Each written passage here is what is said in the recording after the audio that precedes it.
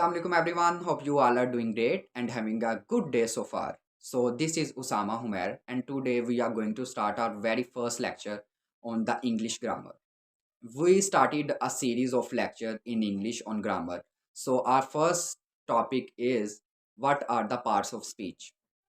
Let's delve into the topic with the definition of parts of speech. What are the parts of speech?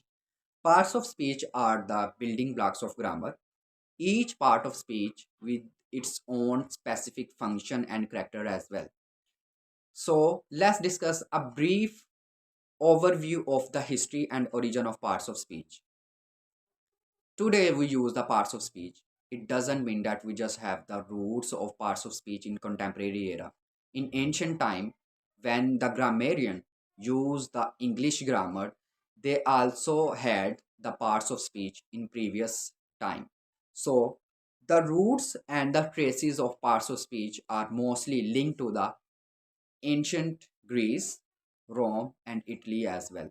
So yes, in early grammar, we had the parts of speech, and those traces are now influence our contemporary parts of speech. Now we are going to talk about that why there is a need to discuss and to learn the parts of speech. So here are some main points that why we should have commands on parts of speech. Parts of speech help us to build the foundation of sentence structure.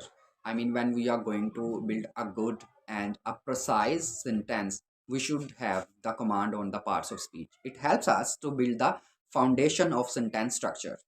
Secondly, we use the parts of speech for correct grammar and to mitigate the effects of the grammar that we mostly use in our sentence, which is not right.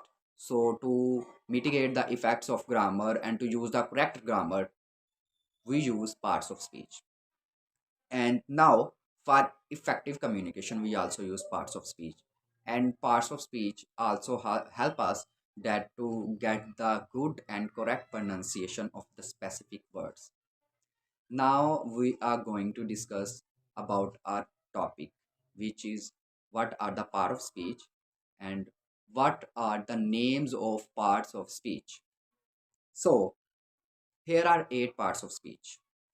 The first one is noun, and the second one is pronoun, and then consecutively we started with adjective, verbs, adverbs, preposition, conjunction, and interjunction. So we have eight part of speech.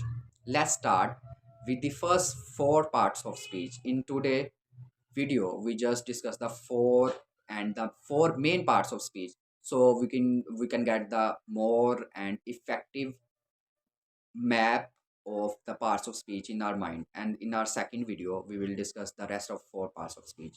Let's start with the first part of speech, which is noun. What is noun? A noun is a word that names a person, thing, state, or quality. I mean, when we are going to talk about noun, so definitely it means we are talking about some person, anything, a place, or any sort of quality. Let's have some look on the function of and the main function of noun.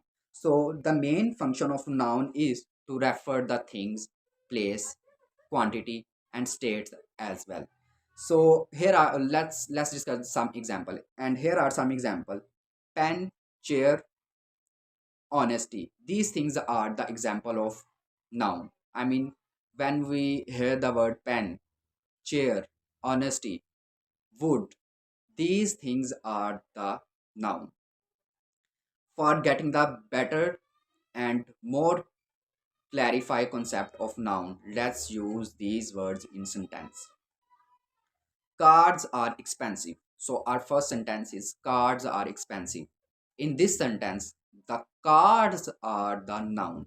The word cards is noun in this sentence. Let's use another sentence to get the more clarity on the nouns. And the second sentence is honesty is the best policy. So here the word honesty is noun. Hope so the concept of noun is clear now. Let's talk about the second part of speech. The second part of speech is pronoun. What is pronoun? Pronoun is the word that we use in the place of noun to mitigate and to reduce the repetition of the word noun. I mean, what is pronoun? Pronoun is basically a word that we use in the place of noun to avoid the repetition. The main function of pronoun is to replace a noun. Let's have some examples. The word I, you, he, she, it, they, these words are pronoun that we use to avoid the repetition of the noun. Let's have some sentence on pronoun. They are expensive. Here the word they is pronoun. I mean, in our previous topic that we discussed about what is noun, there we use a sentence which is cards are expensive. Here we replace the word cards with they. So the word they is pronoun. So when we are going to write a sort of story or an essay on cards, so we cannot use the word cards again and again, and then we replace the word cards with they. Let's have another sentence. It is the best policy. Previously we discussed the honesty is the best policy. Now here we replace the word honesty with it. Here it is the pronoun that we use in place of honesty. Hope so the concept of pronoun is clear now. Now we are going to discuss about the third part of speech, which is adjective.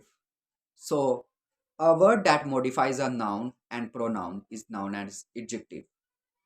When we listen or hear the word adjective, so definitely it means we are going to discuss about a word which is basically used to modify the word noun and pronoun. Let's talk about the basic function of adjective. To describe a noun and pronoun in a well structured and well modified form, so we use the word adjective. Let's have some example. Super, red, big, great, massive. These words are adjective.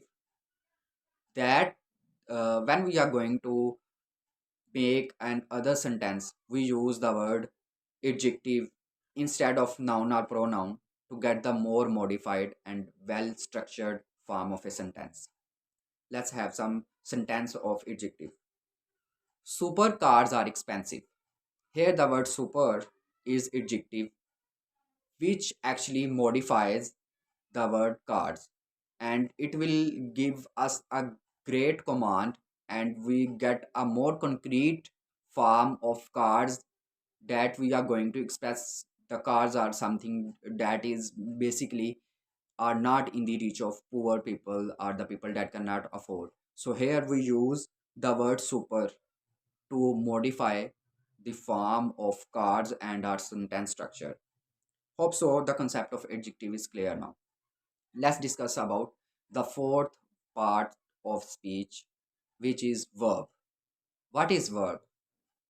A word or words that describes an action. So basically verb could be a word and it could be the words that basically describes any sort of action. So the main function of verb is to describe any action or state. Hope so the definition of the verb is clear now. Let's have some examples like pen, chair, honesty. These words are verb. Let's use these words in sentence to clarify the concept of verb. I play football. Here the word play is verb, which is basically giving us the concept that we are doing something, that we did any sort of action. So here the word play is verb. Let's have another sentence. I love writing essay. So here the word writing describes an action. So this is definitely a verb. Hope so you guys get the clarify and the better concept of the first four parts of speech, and the rest four parts of speech we will discuss in our second video. Thank you so much. Allah Hafiz. And stay tuned with the Seek English group to get the command on the English and to get the more concrete concept of English grammar, pronunciation, and the most of those things that we use in our English to get the better communication skills. Thank you so much.